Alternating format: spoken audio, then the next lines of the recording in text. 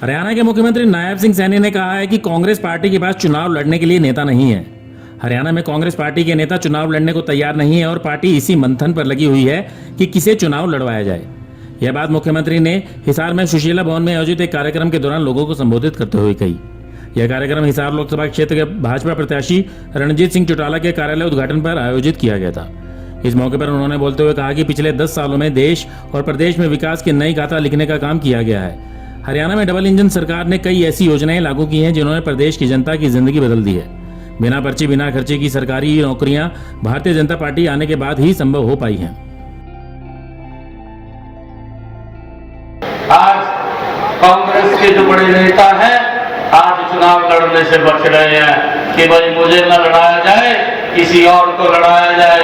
इस बात को लेकर के आज कांग्रेस के अंदर एक बड़ा मंथन अंदर चल रहा है और वो चुनाव लड़ने के लिए भी तैयार नहीं है। भाई आज चौधरी रणजीत सिंह जी को आदरणीय मोदी जी का आशीर्वाद है, आदरणीय अमित शाह जी का आशीर्वाद है, आदरणीय जगत प्रकाश नड्डा जी का आशीर्वाद है, आदरणीय मनोहर लाल जी का आशीर्वाद है और उनके आशीर्वाद से कमल का फूल लेकर के आए हैं। अब हम सब की जिम्मेवारी बनती है कि इस भारत को जो प्रधानमंत्री जी ने सोचा है कि 2047 तक हमने ये विकसित राष्ट्र बनाना है, इस विकसित राष्ट्र के अंदर हम सब की बड़ी महती भूमिका है और हम मिलकर के यहाँ से कमल का फूल खिला करके जो एक नारा दिया है कि अब की बार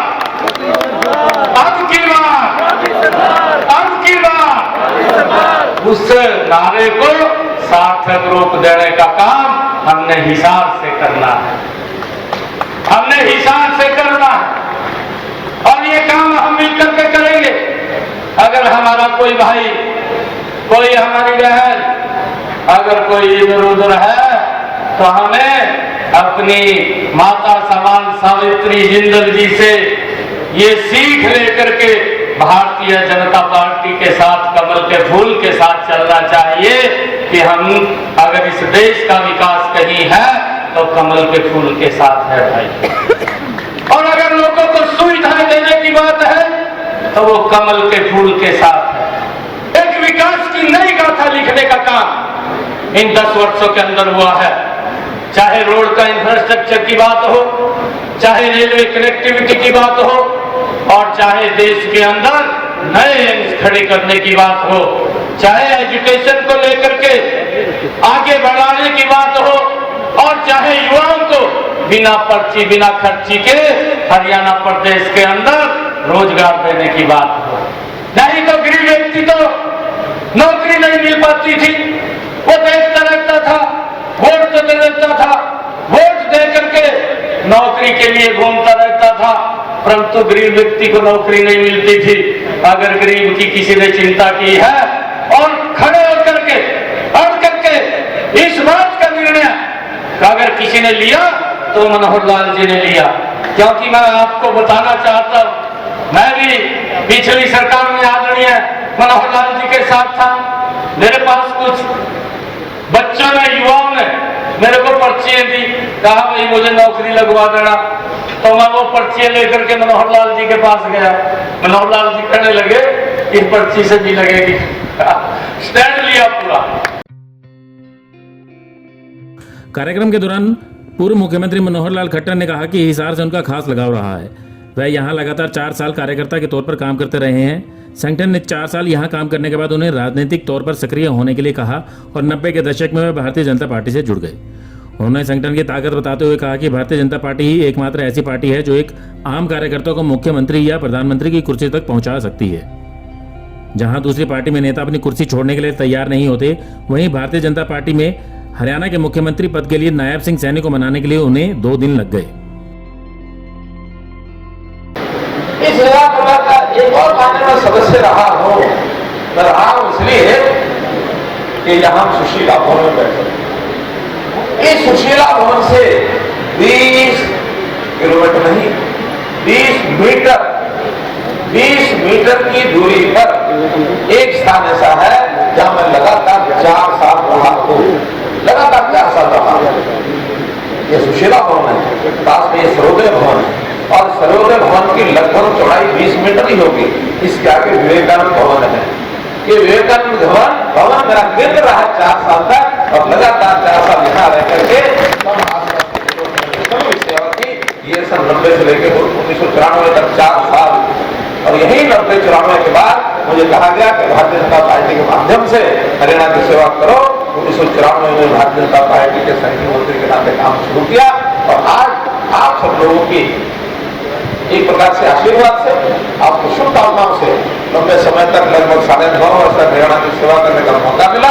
और आज हमने अपने साथी सैनिकों, मैं कहूँगा कि मैंने निवेदन किया, एक उनका कोर्स करना।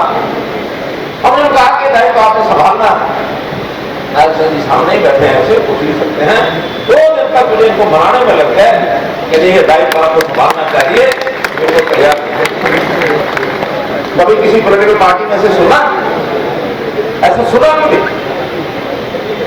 यानी खींच कुर्सी को बैठ जाए तो छोड़ने का मन नहीं करता। हिसार लोकसभा क्षेत्र के प्रत्याशी रणजीत सिंह चौटाला ने इस मौके पर कहा कि भारतीय जनता पार्टी ने जितना मान सम्मान उन्हें दिया है, उन्होंने कभी सोचा भी नहीं था। उन्होंने अपने स्वाभिमान के चलते कांग्रेस छोड़कर भारतीय जनता पार्टी को समर्थन दिया, और पार्टी ने इसके बदले उन्हें पूरा मान सम्मान दिया। उन्हें मंत्री भी बनाया, और पार्टी में शामिल होने के बाद लोकसभा हिसार का प्रत्याशी भी बनाया।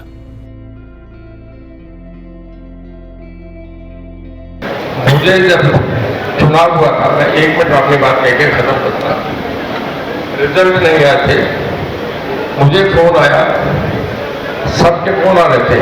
बीजेपी के 40 MLA थे, कांग्रेस के 31 थे, जेजेपी के 10 थे, हम 7 थे। मुझे फोन आया कि काउंटिंग नहीं थी, कहते रणजीत सिंह आप चुनाव जीत रहे हैं, आपको बहुत बधाई। मैं कहने लगा, माननीय मुख्यमंत्री जी, अगर प्रदेश का 1 नंबर आदमी इलेक्टेड सबसे प्रदेश का बना आदमी मुखिया मुझे ये कह रहा है तो मेरा विश्वास और मजबूत होता है। मैं आपका धन्यवाद करता हूँ। आप कहने लगे कि जी मुझे कुछ और कहना है। मैं कहने लगा जी हुक्म करें कि हमें अच्छे लोग साथ चाहिए। मैं कहने लगा जी एक बात सुन लो, मैं बहुत स्वाभिमानी आदमी हूँ।